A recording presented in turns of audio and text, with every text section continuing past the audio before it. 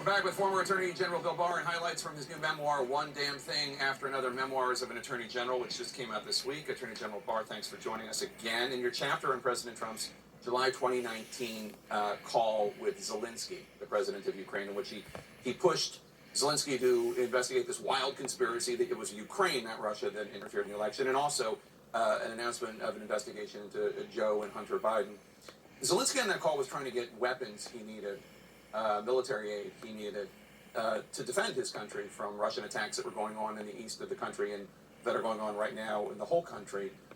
And those weapons, we should note, did ultimately go through because people like Pompeo and Esper and others were pushing Trump to do the right thing. But looking at what Ukraine and Zelensky are going through now, wasn't what Trump did worse than what you called unseemly and injudicious?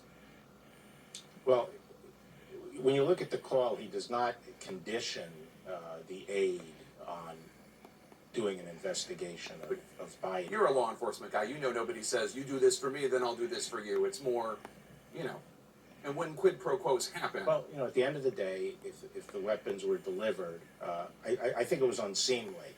But, if he had withheld the weapons and actually used that leverage to extract something, that would be a different story. But looking at what they're going through now, though, doesn't it make it look even worse? Because, they really did need those weapons. Well, he was the president who delivered lethal aid. He was willing to arm the Ukrainians.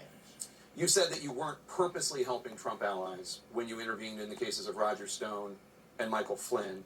Out of the 80,000 or so cases on the DOJ's annual criminal caseload, though, why did you step in with these two, which just so happened to be Trump pals that he ultimately pardoned? Right.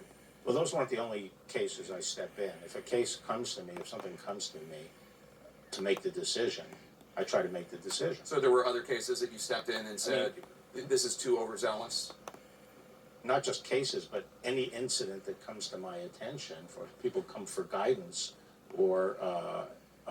How many do you think? Oh, I don't know, several dozen. But is that what happened here, or did you involve yourself? No, because these were high so profile? They were different. The Stone case came to me by the U.S. Attorney brought it to me and felt that the line prosecutors who had worked for Mueller were going for much too heavy a penalty, 2 to 3 times what was justified. And he felt that they were doing this potentially to create a political storm.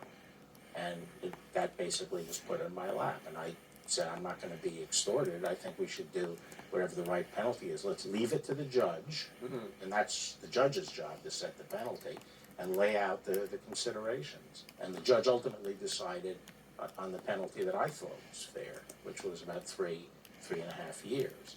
So no one's ever come up with an explanation why it was bad for me to take a recommendation to do, 7 to 9 and say, no, it's more like 3.5, and the judge came to that conclusion. One other thing I wondered just... But I knew I was going to get crucified for that because that's when the president tweeted about it. Yeah. But I said, at the end of the day, my job is to do what's fair to this individual, and I am. I personally thought he should go to prison. One of the things that occurred to me when I was reading the section, in fact, when I was looking at those cases when they happened, is if you thought that there was overzealousness with the sentencing or with the quote-unquote entrapment of Mike Flynn, don't you think that happens a lot more often than just with wealthy friends of Trump? Like, don't you think that law enforcement quite often pursues maximum penalty when they don't have to, or does whatever they can to get to book somebody for a crime, and not just with rich friends of the president's, but with poor people, absolutely. Black people, Hispanic people? Absolutely, and that's why my principle was that everyone deserves a right of appeal. And, outside lawyers, they're worrying about escalating a matter, and I said they can take it up and they can take it all the way to the Attorney General if they want. And let that happen. And I also stressed to the prosecutors from the very first day, I said, I don't want headhunting. I don't want people going after people for headlines or any other purpose beyond being fair and exacting the penalty that person deserves by virtue of their conduct.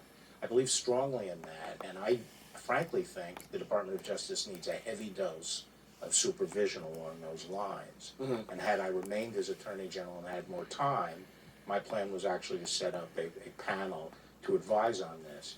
Fairness is what we have to be all about. And it's easy when you're a prosecutor to start throwing your weight around and bullying, acting like a bully. Yeah. One last question, which is about Russiagate. That's what you call it in the book, which you largely dismiss as a caper and a hoax. And Mueller found, and his team found no prosecutable evidence that there was conspiracy between the Trump team and the Russians. And I don't want to revisit that. Okay. But I do wonder if, by so blithely dismissing the whole thing as just nonsense, are you not, you're dismissing legitimate Russian interference in the election, which they did, which you don't contest, you admit they did, and a legitimate attempt by the Russians to influence foreign policy through Manafort and others, changing the Republican platform, etc., and a legitimate attempt by the Russians to make the president more hostile to NATO, more hostile to Ukraine, which they also, through Manafort and others, did. Doesn't that help Putin by just dismissing the whole thing as a hoax when, yes, I understand your argument about the Steele dossier and the dirty tricks and everything, but certainly Russia was a pernicious player here. Well, without necessarily agreeing to your characterizations of Manafort's activities and so forth, yes, the Russians tried to influence our election. They did it mainly through a hack and dump. They grabbed some hacked into emails and then dumped them into the public. That was the influence. And they tried to affect the election in some way, and that was bad. But that doesn't mean that Trump was involved in that and that it's appropriate to try to lump him into that to hurt him politically and ultimately try to drive him from office. I have more questions for you, but I'm told we have to go. Come back, and we'll, Thank you, we'll talk more about your book. I really appreciate it. Thank you. I appreciate your time on this. We'll be right back.